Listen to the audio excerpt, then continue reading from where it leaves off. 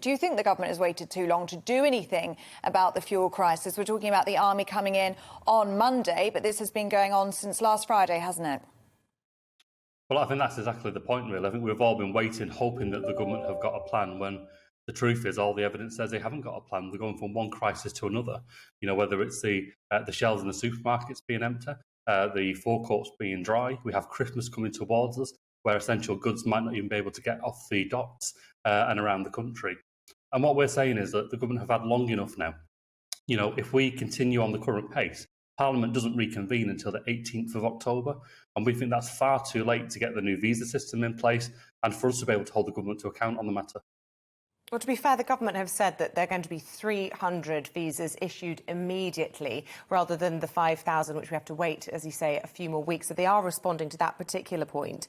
And I just want to pick up on the number of issues that you've highlighted. Rishi Sunak today in an interview in the Daily Mail saying this is a global problem. There are global supply chain problems happening that can't just be fixed by the UK government. What do you say to that? I just don't believe that. I mean, the government have known now for many years, actually nearly a decade, that we have a pending HGV driver shortage. The age profile of British drivers was getting older. People were leaving the profession because of pay terms and conditions. New people weren't coming into the system for the same reason. So the government have had plenty of time to plan, even before the pandemic, even before Brexit. But they have failed to plan for that. They failed to plan for the transition. Apologies for that.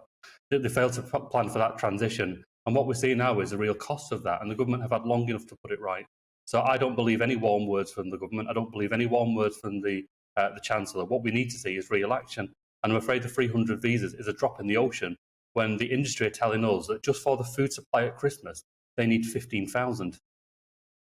Jim, with that being said, Boris Johnson writes in The Time today saying that this is all part of post-Brexit Britain, that this is part of emerging and making those better changes for long-term solutions rather than short-term solutions. That being said, Labour is being brought in from overseas to deal with those shortages that you're speaking about. We've mentioned those 300 fuel drivers that are able to come over immediately. There's also 4,700 other visas for foreign food haulage drivers. That's going to be extended beyond that initial 3-month period. Then I'll be here till the end of February. And 5,500 poultry workers as well will be allowed in to help keep those supermarket shelves stocked with turkeys before Christmas. So on top of all of that, the army are being deployed on Monday as well to help with the fuel shortage. So things are being done.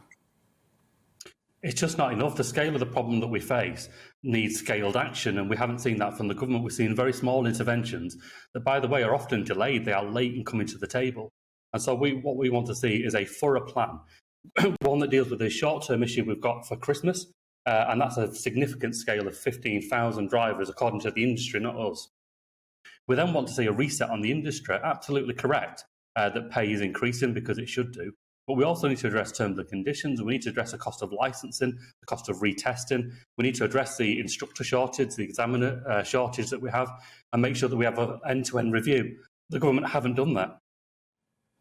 And just finally, given this list of woes that you have just outlined, why do you think it is then that Boris Johnson and his Conservative government are still 8 percentage points ahead of Labour in the mid-term stage? This is unprecedented. I think all of us wanted to come through the pandemic with hope and optimism that we would defeat the virus and that we would come through better. And I think the government are, by and large, still benefiting from the vaccination rollout. I think Keir had an outstanding conference this week even, just gone, where he really set out what Labour is about, our vision for the future, and also a credible plan for how we're going to reset the country. And what we'll hear from Boris Johnson after 11 years in government is him attempting again to reset himself. And I'm afraid it just doesn't wash anymore. Jim McMahon, Shadow Transport Secretary, good to get your thoughts this morning on the Great British Breakfast. Thank you very much indeed.